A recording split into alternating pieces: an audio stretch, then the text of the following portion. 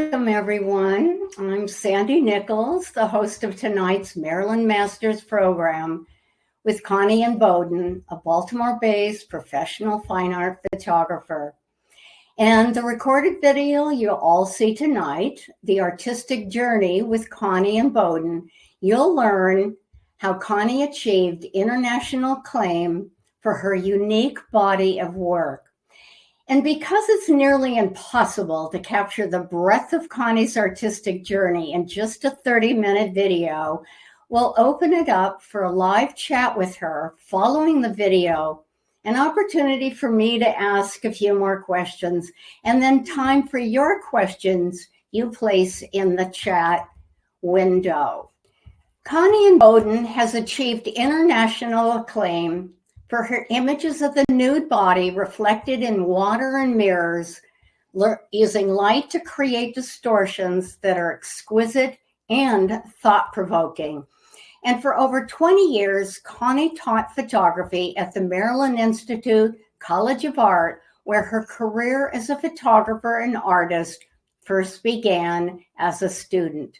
She has also taught many photography workshops here and abroad.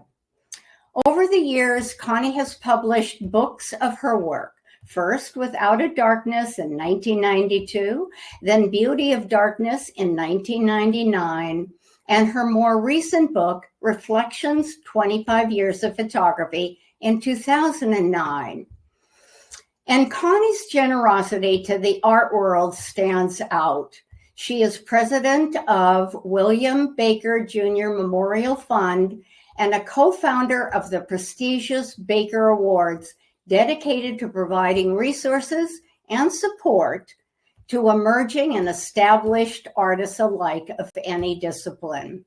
In fact, her generosity extends to MPA and our charities, as she has donated a copy of her more recent book, Reflections, 25 Years of Photography, to be raffled off during our next Artist Spotlight program in September. The raffle details will be shared later tonight during the Q&A session. And Connie's art is also widely exhibited and can be found in the permanent collections of many museums, as shown here. And if that's not enough, a retrospective of her work will be on exhibit at the American University Museum in DC, opening soon on September 7th, with over 50 photographs from her 50 years of creating her award-winning art. So now, with that introduction, I want to say, let the show begin and run our video.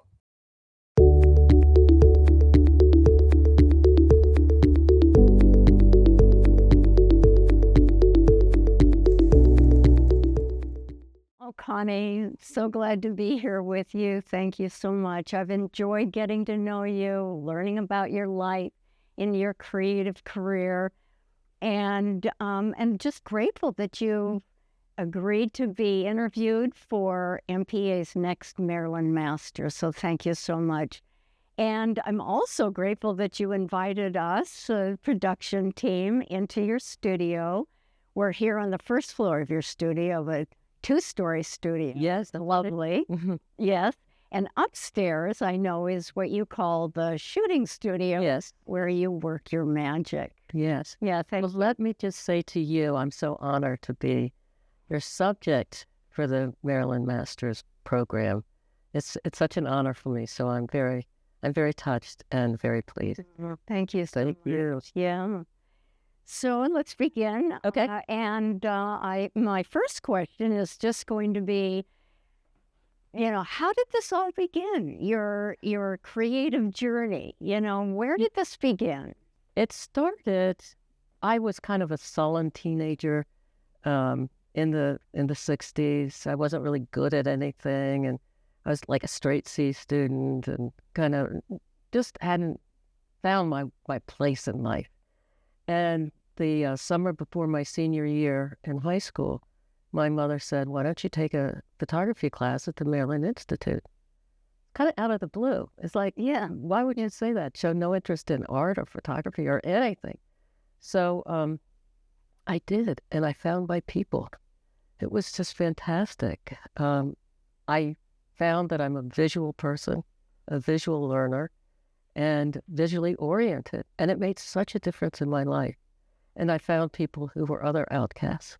So it was a true turning point in my life. So that's what started the whole thing. And after that, I went to the Maryland Institute, and I taught there later for many years. And I remember you saying something about the language of art and the language of photography is very similar. So could you just, talk a little bit about how you saw that? That didn't occur to me until a little bit later. When I was young, I think it was the work of Diane Arbus. And when I saw that work, I said to myself, as a young 17-year-old, I said to myself, wow, I didn't know you could photograph those feelings, or you could go that deep in photography. And that got me looking at some painters. And I found the work of the 20th century British painter Francis Bacon. And that work kind of brought me to my knees, because he was saying things in his paintings that I thought I was the only one to feel. And so it was like connecting with somebody else on this really profound level. And I felt like I wasn't alone anymore. So that was, I don't know if that answered your question. That isn't good. Oh, yes, how it all came to you. And I think that's a really poignant story about how it evolved for you. And at such a young age, I would say. Yeah, you found yourself at a very young age, I think. Yes, well, it was about time, because I was getting pretty desperate as a young teenager. I was having a rough time, but this being a photographer made my life make sense to me. It's like photographing. It's hard to express, but it was what really gave my life meaning. Nice. And I then think about your work, so the evolution of your work over time, which has been the human body as your subject through the lens of water and mirror. And so I just like to hear that, how that all began, and why the human body, and why through the lens of water and mirrors. So, yeah. So could you just talk about how that all evolved for you? Yeah. So in the 70s, anything would go in the 70s, and it did go at MICA. It was a wild time to be at MICA, which is the Maryland Institute College of Art. And we had nude models for our photography class quite often. And I found that the photographing the nude was, it's like it gave the opportunity to explore form, this remarkable form that changes, and you can never photograph the same person in the same way exactly twice, because it's constantly changing. So exploring the form of the body, but also the body's capable of expressing like psychological, the depth of psychology, feelings, emotions, sometimes ones that we're not aware that we're expressing, and also spiritual. Photograph it, the body could also be very spiritual, sort of bringing us out of ourselves. And when I think about putting clothes on a model, I think, what on earth, why would he do that, Because it would anchor the image in time with the clothes, and it just doesn't make sense to me. And, the nude is the most popular subject in the history of art. So I'm not the only one who discovered the nude. So it was much easier in the 70s to be a photographer as a human body than it is today, or has been for the last 15, 20 years. And so why through the lens of water, mirror, the distortion that is so prevalent in your work? What the reflections do is they disrupt the form somewhat. I mean, it can be it can be chaos, but through that disruption, I find the opportunity for something else to come about. And sometimes that's meaningful, and sometimes it's chaos, and sometimes it's poetic, and most of the time it's telling me there's something a little further along. Just keep going, keep going, keep going. But both water and mirrors give me that opportunity to see the body in a different way. And so that's, yeah, to me, that's the key to the whole thing, is being able to see in a different way. This has been your focus. It's evolved over time. And what I'm curious about is, how do you keep evolving? How do you keep being creative in new ways, using basically the same, the human body, the nude, through the, lens of water and mirror? So how do you, continue? How do you keep it alive? Yeah, that's a really good question. And when I get really bored and stuck, I ask myself all the time, because it's not seeking new subjects. It's not trying to find the subject that is spectacular, because then you're just making a record of something spectacular. But when you're looking and exploring with your eyes, then you have the opportunity to really go deep with your seeing. I think that a lot of us photographers think about the idea of new eyes, of looking with new eyes, but that's so difficult to really understand when you are in the act of, creating an image. So I think your work has helped me understand how you've evolved in the new eyes that have been developed. So, well, thank you. Yeah. And you've also talked about how your work has been influenced by changing values, societal values, and also changes in the techniques from film to digital. And so do you want to talk a little about that, how you've seen the shape, has digital shaped your work today or influenced? Yes, I think most photographers my age went through a crisis during that time. And I was one who was saying, I'm a film photographer, I'm going to stay a film photographer. But it became increasingly difficult because they stopped making the film that I was using and had been using all these years. And then the chemicals, they weren't making the chemicals anymore. So, and I was teaching at the time, and my students were talking about things I had no idea what they meant, JPEGs and TIFFs and all the, I'm getting lost here. I'm really getting lost. So I just said, what the heck? I got I think it was a Nikon, one of the first SLR digital cameras, and just started playing around. And the thing that was amazing, because I was black and white, and in digital, you don't have to make that decision until afterwards. So I uploaded the images in color to my computer, and wow, I suddenly started to see color. So, Connie, we're sitting in front of this marvelous wall of photos of your images that you've created over, I think this year? This is about a month. About a month. Okay, yeah. Good. Thank you.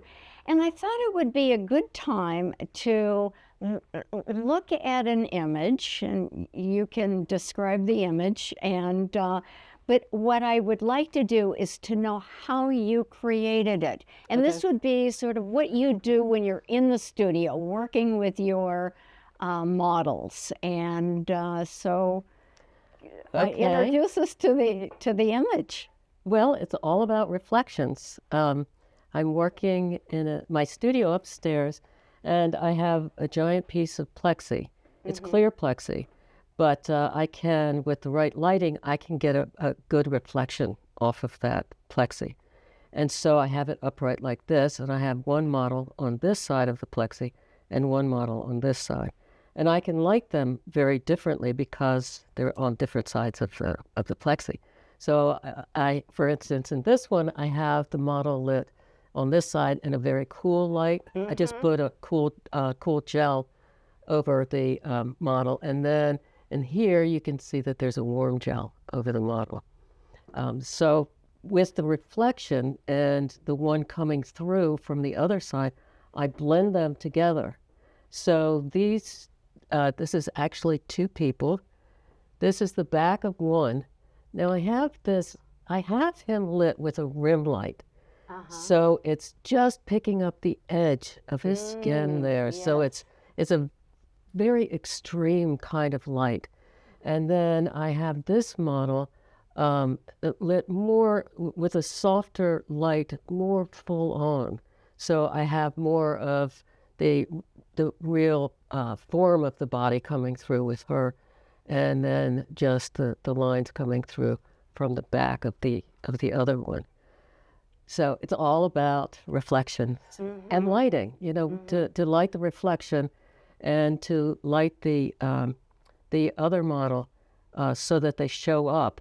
It's what's interesting is that this model has to come into the shadows that are created by the light of this model. So it's tricky, and I'm not sure I could have done this in film because I need such an extreme. The light on this model is so strong so that I can get the reflection, and then the model on this one that's showing through has to be maybe 3 or 4 stops less light. So it's really working with extreme light. Did that explain it? Well, yes, but I'm sitting here thinking that as I'm, looking at this, and you're describing your technique, how you're doing this, it requires me as the observer to have no eyes. Ooh, what a compliment! Thank you. I just felt this. I realized it when I'm looking at it, and as you describe the use of shadows, all of a sudden I saw where the shadow is and how the face of the other model comes through.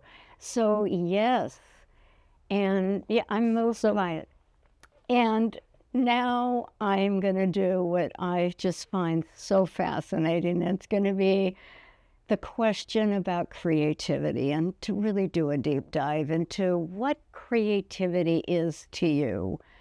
And, I've heard you talk about intuition and exploration. So could you just talk about it in your words? Sure.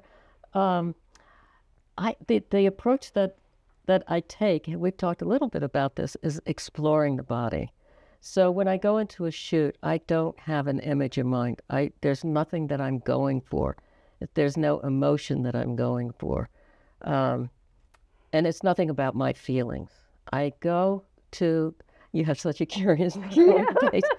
It's when I'm shooting upstairs, I'm trying not to think about anything. I'm trying to be as attentive to what my eyes are seeing as possible.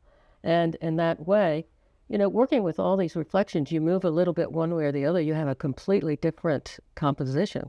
So it requires me to be 100% present to what's going on. And so being 100% present, I'm really letting my eyes lead me. And Joseph Campbell was quoting a medieval poet, right, and said, the eyes are the scout of the heart, which I think is just magnificent. The eyes are very, it's such a powerful sense, and it goes directly, we can bypass our thinking with our eyes and process material sort of directly into the deeper parts of ourselves. And I call that process intuitive, the intuitive process. And intuition is an interesting word because tuition, we know you pay for knowledge, and intuition is knowledge from within. So, wow. So intuition is really what leads me with these images, and I've come to really trust that process. Intuition can tap into unconscious and deeper. It can go into the part of ourselves that we all share, that Joseph Campbell called the collective unconscious. And when you get to that level, it's profoundly satisfying. It only happens like once a year or so, but it's profoundly satisfying. It's a feeling of connection, of true connection, connection with yourself, connection with other artists. I find some of my work reminds me of paintings that I've seen.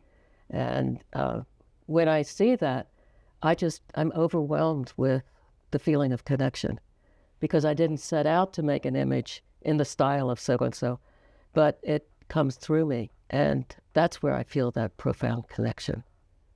As you're describing your process and your creativity, and we've been talking about how it has, followed an arc over time.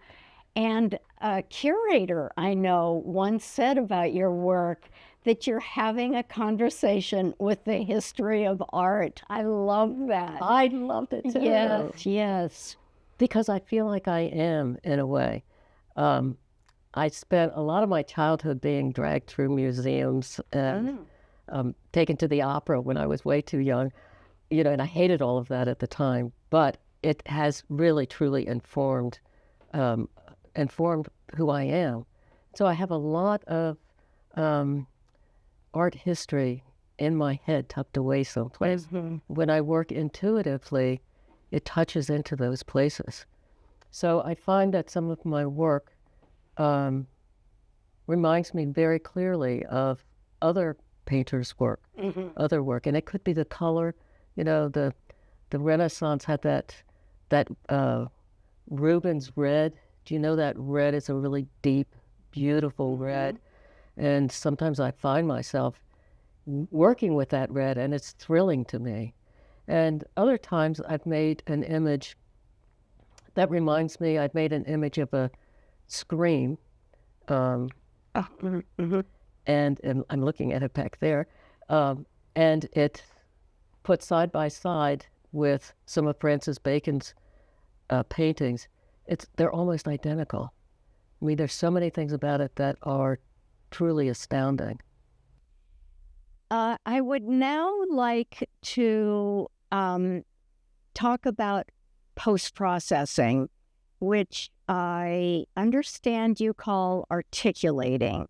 So let's just explore that idea a little bit when we're talking about your creativity. Okay. So because I think of the intuitive process as being led by your eyes and not by your brains, your thoughts, or, influences such as, I want to do an image like this, I want to express this feeling, getting rid of all of that and letting my eyes truly lead me. And that taps into a deeper part of ourselves, the unconscious, the subconscious, the collective unconscious. And so I take the attitude that our images are informing us about ourselves. So so I think of post-processing as a very bad word, because processing is doing something to the image, but articulating is bringing forth what is in the image. So it's allowing the images to speak to us. It's articulating what our unconscious is saying to us. Oh, Connie, when I next articulate, I will be thinking your voice will be in my head. So thank you. New eyes, yes, and new ways of thinking. Oh, So of processing. Thank you so much. Let's, Connie, talk now about more of the technical aspect of your work. So, the camera that you use, could you just talk a little bit about your camera? But we have to talk about your vest. Yeah, Vest. Okay. Well, I started using Sony cameras quite a while ago, and I've been using them ever since. They're the mirrorless cameras. My cameras are becoming lighter and lighter the older I get. I used to work with these big old clunky things, but I can't now. But my lenses, I insist on the best lenses, so, they always weigh a ton. So I use either Zeiss lenses or the Sony lenses. Sometimes I prefer the Sony lenses. They have a little bit of, they're a little different than the Zeiss lenses, and I'm not sure I could tell you what that difference is.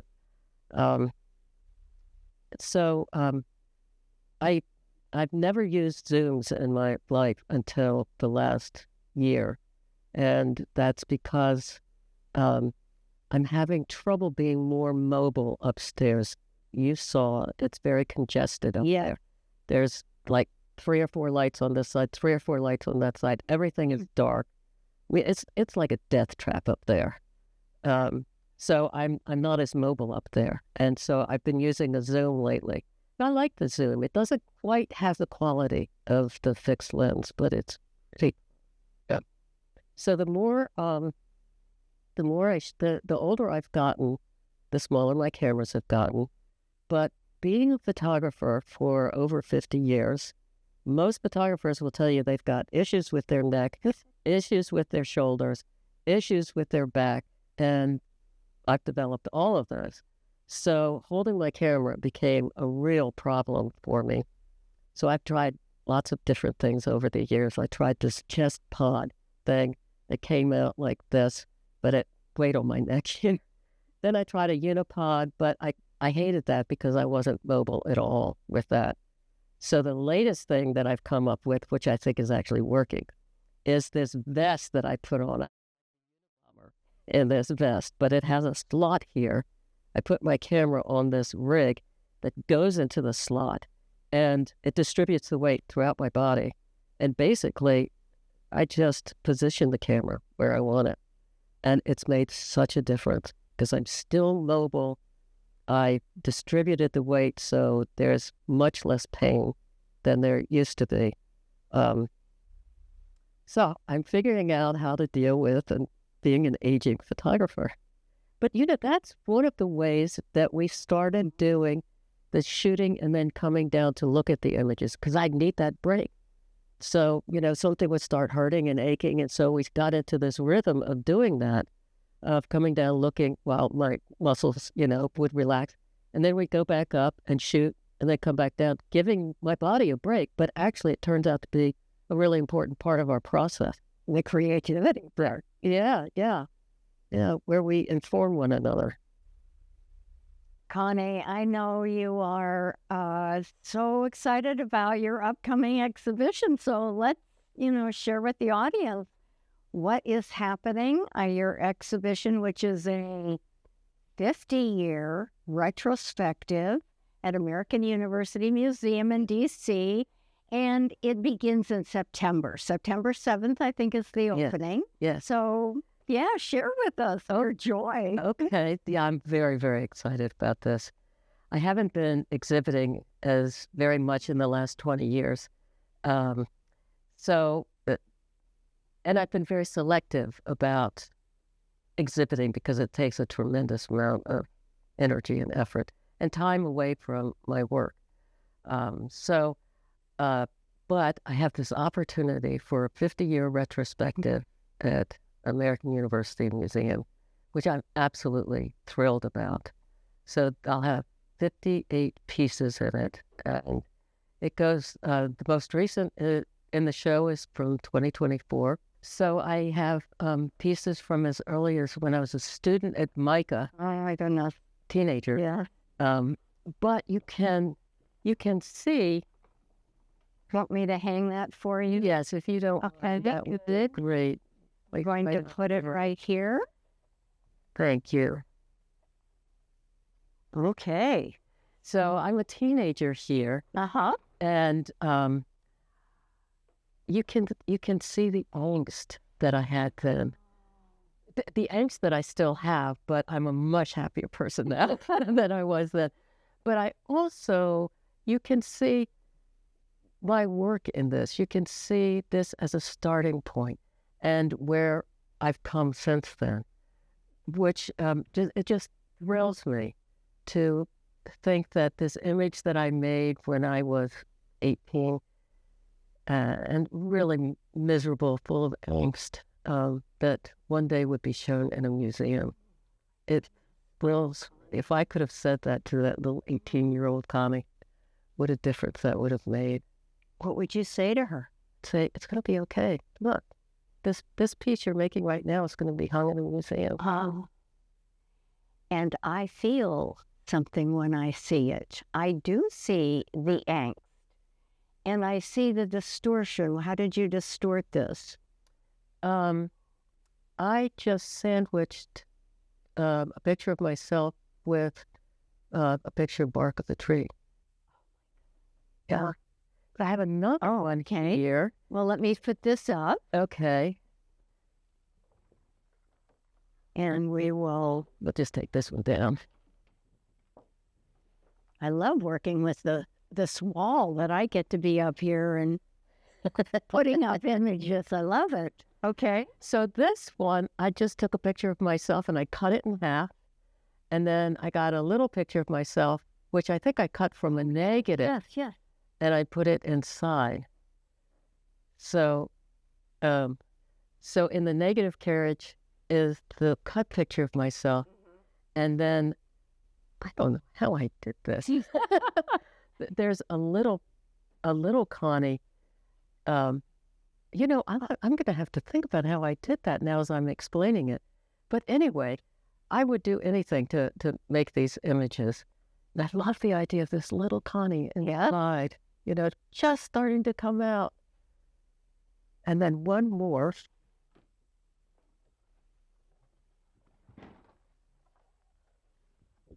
And that's horizontal. Oh, sorry. I didn't look before I did that. Good. So here I cut a picture of myself in half and put it in the negative carriage along with this image. And then I put tape down on a piece of glass over the paper when I exposed it. But what I like about this is the fact that the two halves coming together and observing myself. And, I look so young. It's sort of amazing to think of that I'm still doing it. I'm still passionate about it. Yeah. The seed. It's the seed. You're seeing the seed of where you are today. You are. Yes. That's amazing. This was the only time when I've altered images in the darkroom. Because after that, it's all been in camera. Because at that point, the seeing became so important for me, this process of seeing. Yeah. And there, it was more the process of expressing an angst. Wonderful. Well, I cannot wait to see the retrospective. I will be there. Wonderful. Yes. Wonderful. Thank you. I'm very excited about it. So, Connie, I'm going to, end by just saying how much I've enjoyed working with you. I just find you so warm and bright, but there's a way you share yourself that has been just a joy for me to get to know you. It's so authentic, and it's just, I feel honored. Sure. Thank you. Thank you. I feel honored the way that you've approached this, that you've taken so much time to really look at my work and to understand my process. It's been a real joy for me. Thank you. Thank you. Yeah.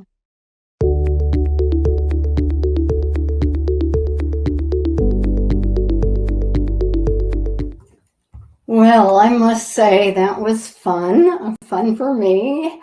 And on behalf of our production team, we just think it was, feel that it was such an honor to work with Connie over the last several months. She's just a uniquely gifted artist, beyond generous. And I must say, a Maryland treasure we can all be proud to know. So, Connie, I would love to invite you in. It really was fun, our interview. It was. I really enjoyed it. Yeah. We had fun. Great. So now we're going to start the question and answer period. This is my chance to ask you what I think maybe we didn't cover in the video. And I do realize that we could speak more to your collaborative process working with your models, Corey Donovan, an assistant and photography artist, and Hayden Sam, a photographer and stained glass artist, who I know are in the audience tonight. So could you just talk a little bit about when you mentioned that you were in the studio photographing, then you come downstairs and you collaborate over the images that you've just taken. So could you just talk a little bit about that? Yeah, sure. And that all came about because physically I had to take a break. You know, I would shoot for 15, 20, 30 minutes and then I need to take a break. So we would come downstairs and we would upload the photographs to the computer and we would look at them. So initially, the first part of the shoot, we would be looking at light and is the lighting working? What changes do we have to make? But then as the shoot goes on and we started to really get into some interesting images, we would talk about how each of us, Corey and Hayden and myself, were coming together. Working with two photographers is superb because they understand lighting. So I can say to one of them, put a little more light on your back, and they know exactly what I'm talking about. So then when we look at the images, we see what works and we see what doesn't work, and we talk about it. And we talk about, you know, this position really works well, this position not so much. And the models see it. They get when their positions are working. And they understand the work. I think that's the most important thing. They really get the work and are committed to it. We have a lot of fun. I mean, the work is very serious, but we have a lot of fun when we're shooting. We talk about it a lot. Before each shoot, I hang on the wall, I hang the pictures that we did from the last shoot, and we talk about them. We have these little games, you know, which is your favorite? And we mark them down. My favorite is this. So, you know, we're very involved in the images and talking about the images. And I feel very lucky to have models who are so devoted, so knowledgeable, and contribute so incredibly much to the process. Good, thank you. Yeah, I don't know whether I made it clear to the audience that we were invited as a production team to watch you in the studio, and also the collaborative work that you did around the computer. I was just so impressed with, you know, how everybody, and you even included me. I got to choose which one was my favorite. Yes. But then you choose it, but then you have to say why this one is your favorite. I think I did. You did a really good job. Thank you. So I want to move to something else that we share, teaching, both teachers. And so I'm, you know, just sort of interested in your background teaching at MICA and your workshops that you did for Nord Photography in Norway, which you know you love to talk about, and Maine Media. So just, you know, describe a little bit about what you taught in I think Nord Photography would be interesting. I do workshops. I used to do them, and I probably still will at some point do them in person at Nord in Norway. It's a wonderful school in a beautiful area of Norway, and it's run at this wonderful place where the students and the teacher and we all live together, we eat together, and it becomes very intense. And I teach different workshops. I do this at Maine too. I teach one on illusions, creating illusions, the importance of illusions, and how visual illusions can really engage the audience. When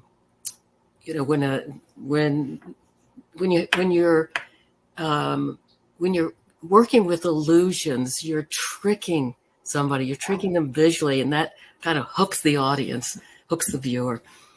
And I do mentoring workshops, and I do mentoring. Good. Yeah, I love teaching. I know we talked about this, the involvement with the student, and getting an idea across to a student, and that idea just sort of gels, and I love that. That aha moment. Yeah, that aha moment. Yeah. And I love teaching workshops around the world. I've taught in really all around the world. The most unusual was when I taught in the United Arab Emirates. And I taught people who were dressed very different than me. They all had the Arab garb. And, we really couldn't have been from more different backgrounds.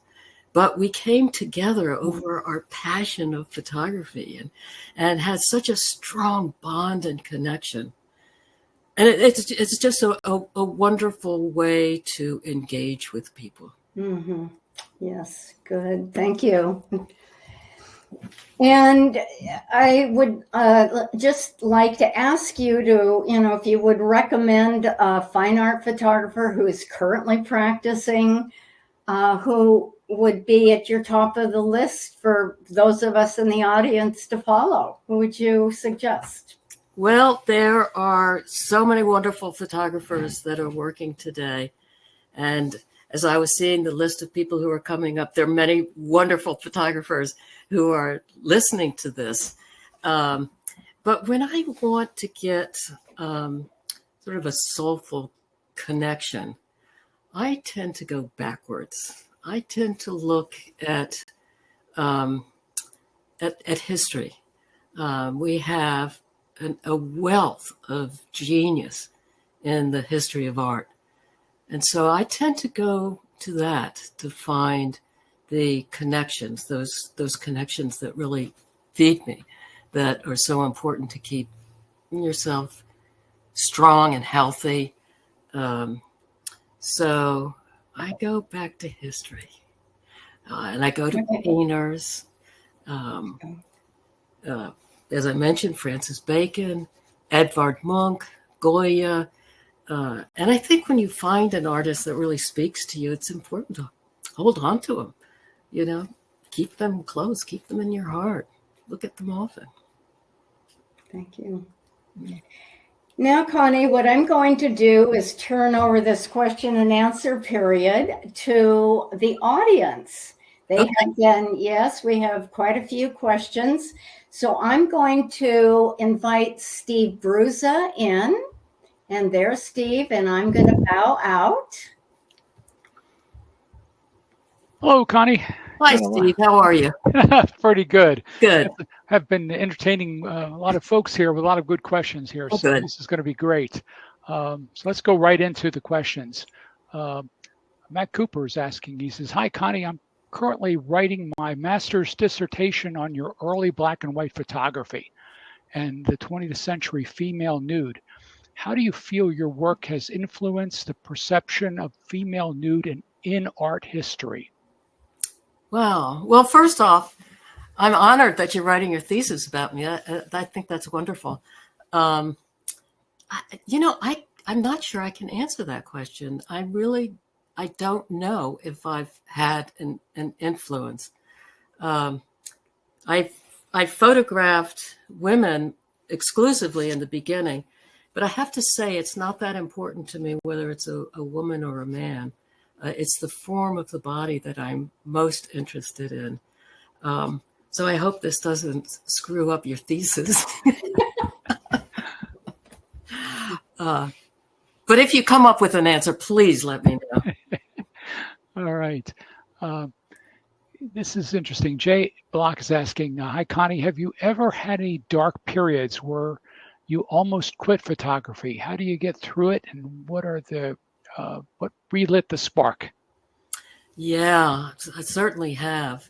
I've had some that last a few hours, some that last days, and I had one that lasted a year once, and it was really a difficult time to get through.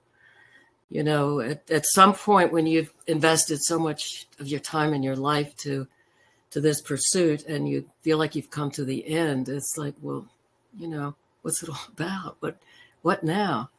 And the way that I've gotten through it, and this kind of sounds corny, but it's true. I just made myself do it.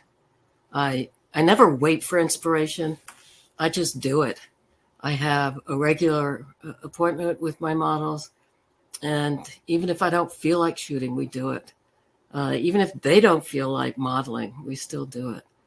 And that's the most important thing is to be there, to show up, and to try to stop that negative chatter that goes on in our heads, where we say, this is a waste of time. You're wasting the model's time. I used to say to myself, oh, you're not really a photographer. Now I say, you're a has-been. But it's a great question. No easy answer. Just keep showing up. Right. Francis Fulton Whiting is asking, who is we when you say we inform each other as photographing, taking a break and looking at work, then returning to photograph and then return? Yeah, the we is the little team, the two models and myself.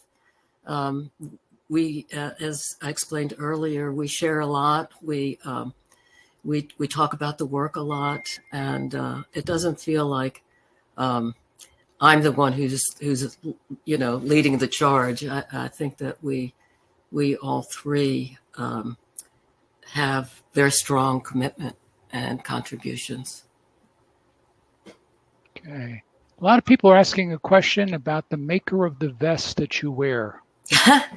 We actually got 5 or 6 people asking about that. Oh, okay. Some other people who are having neck problems. Yeah, well, people are getting older, I think. Yeah. Can't stop that. Yeah, I think it's just called a cotton vest. I should have looked it up prior to this, but I think that's what it's called. I got it on B&H, and I think it's a vest for videographers. It took me a while to find it, and I tried different contraptions, but that's the one that really works for me. It's not uncomfortable.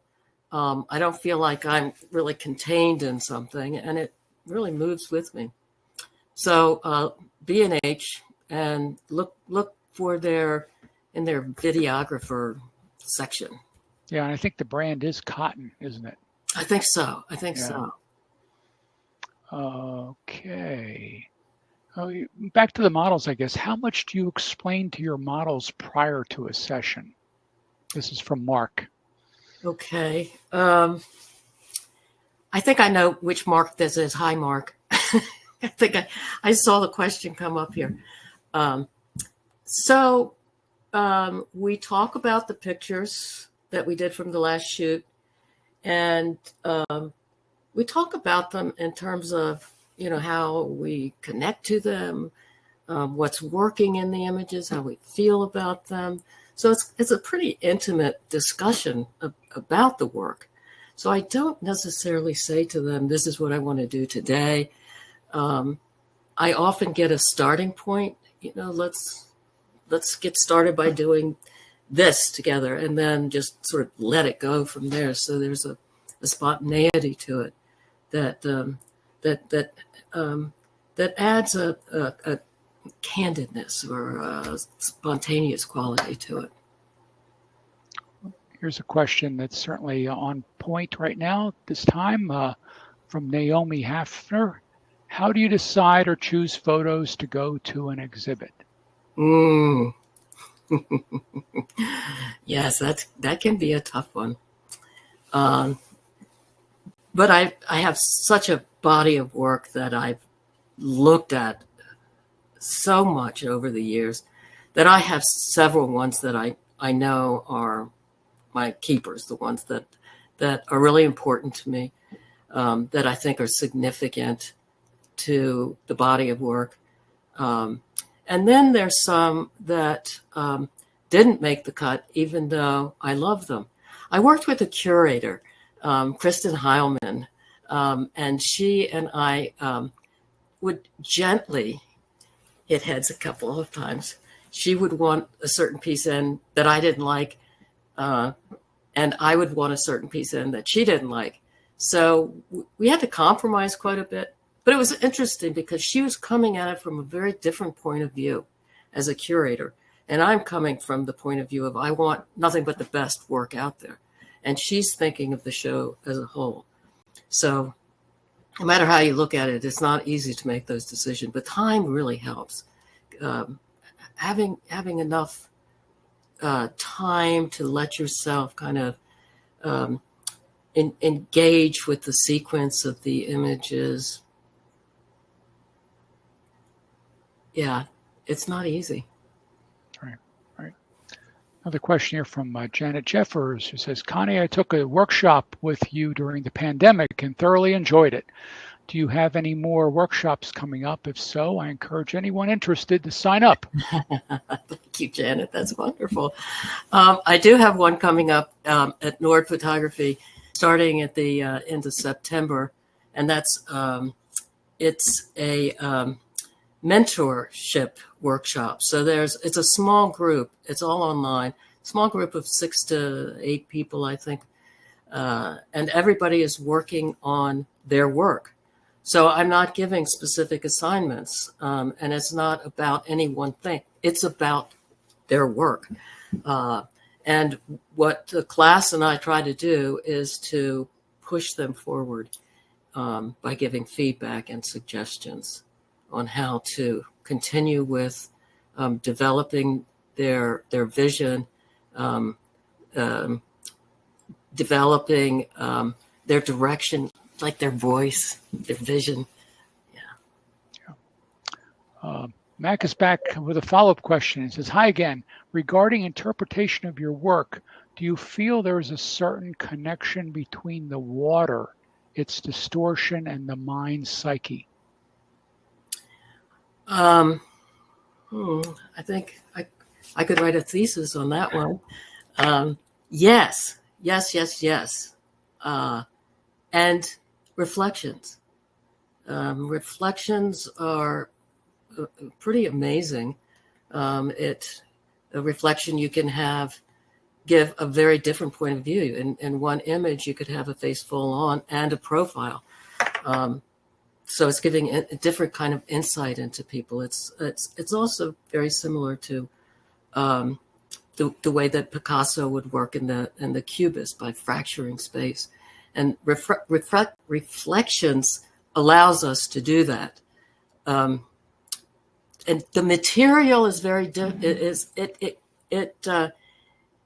it influences the images. The water images that I've made tend to be softer and more fluid, if you will. When I was working with mirrors, not just the plexi, but mirrors, they tended to have a much sharper edge and tended to be more complex psychologically. So the materials absolutely affect the read, the understanding of the images. Here's a good kind of wrap-up question here. I think close to the end of our hour, from someone you might know named Corey. What's the most interesting thing you learned about your work in preparing to exhibit a 50-year retrospective exhibition? Hi, Corey. Um,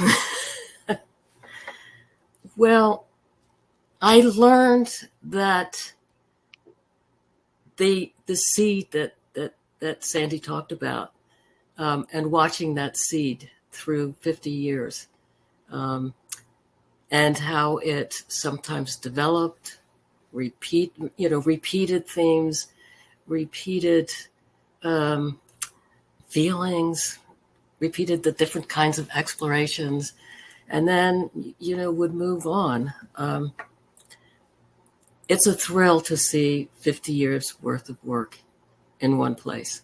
Indeed. Yes. Indeed. Yeah. Well, thank you, Connie. And Connie, before I turn it back to Sandy, I just wanted to make a mention of the fact that we do have, as you see on the slide here, Flashes of Hope as our key charity for our MPA cause, and certainly for this presentation tonight. And if anyone is so motivated, you can use the link that's provided in the tabs there under the offers, or also in the chat box, as well as we're going to have a special raffle. And Connie just held up the book. Certainly the person who donates the most money, we've got a $150 service photo gift card, but the second prize will be Connie's certainly invaluable signed book, signed copy. And we will have, between now and our next Artist Spotlight, which is going to be on Vivisa and Silver Effects on September the 16th. So you have time to make contributions, but certainly you could do so tonight if you are so motivated. And with that, I'm going to turn it back to Sandy. Again, Connie, thanks again. Thank you. Good to see you. Hi, Sandy. Me again. So because of time, I'm going to just ask a question about your retrospective. I want to give you a chance to invite our audience to it, and just a little bit about, what you hope they will see and feel. And Yeah, thank you. This is I'm very, very excited about this. It's the probably the second show I've had in 20 years, and one of the most important in my career. The opportunity to show in a space as beautiful as the American University Museum is just, it's a thrill to work with curators and the installation team, so professional. To work with Kristen Heilman, the curator, has just been an amazing experience. Hearing her thoughts and her insights has been such a gift at this point in my life. But I'm thrilled just to see the work, just to see the work up, just to see that 17-year-old kid going right up to this 70-year-old lady. It's amazing to see your life in one place. Wonderful. Well, what a gift to us that we get to see your work all in one place. So I will definitely see you there. Wonderful. I look forward to it.